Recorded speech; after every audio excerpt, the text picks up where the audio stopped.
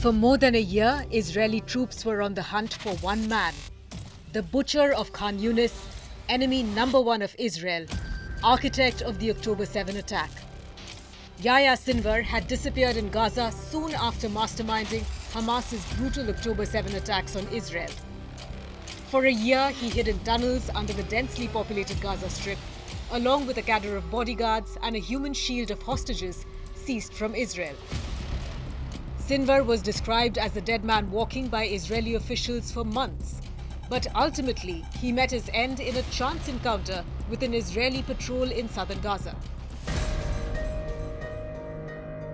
The IDF initially said that one of their units was patrolling an area of Rafah. They identified 3 fighters and eliminated them. One of the bodies bore a striking resemblance to the leader of Hamas. The corpse, however, remained at the site due to suspected booby traps, and instead part of a finger was removed and sent to Israel for testing. His body was finally extracted and brought to a safe house in Israel. Later, the Israeli military said Sinwar was killed after being spotted with 2 other fighters in Rafah.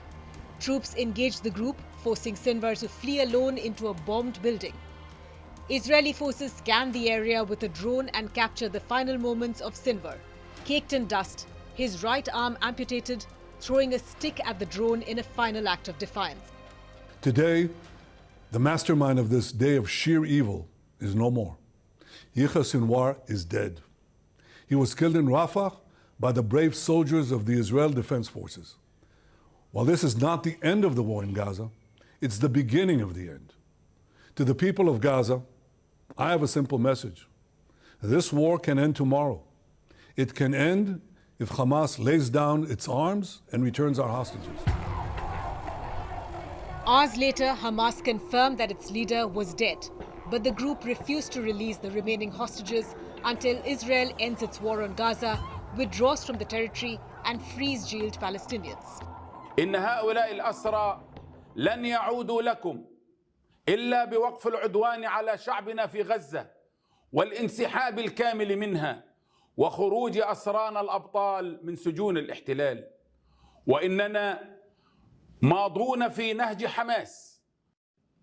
ننعى القائد الكبير الأخ المجاهد الشهيد يحيى السنوار أبو إبراهيم رئيس المكتب السياسي لحركة المقاومة الإسلامية حماس وقائد معركة طوفان الأقصى.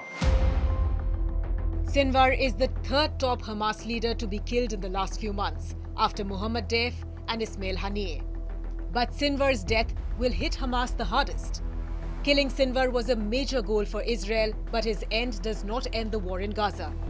Families of hostages are hoping a ceasefire could now be reached that would bring home the captives. US President Joe Biden said Sinwar's death presents an opportunity. The death of the leader of Hamas represents a moment of justice. He had the blood of Americans and Israelis, Palestinians and Germans and so many others on his hands. I told the Prime Minister of Israel yesterday, let's also make this moment an opportunity to seek a path to peace, a better future in Gaza without Hamas. For Israel, Sinwar's death is a major political and strategic victory. His death comes at a time when Israel has increasingly been shifting its political attention and military resources towards its war with Hezbollah in Lebanon and Syria, as well as its escalating direct conflict with Iran. Perhaps Sinwar's killing will change the calculus of the Israeli government. The war in Gaza has killed more than 40,000 people in a year. Will Sinwar's death finally bring an end to the conflict? Will there be a pause? Or is a permanent reoccupation of the territory in store?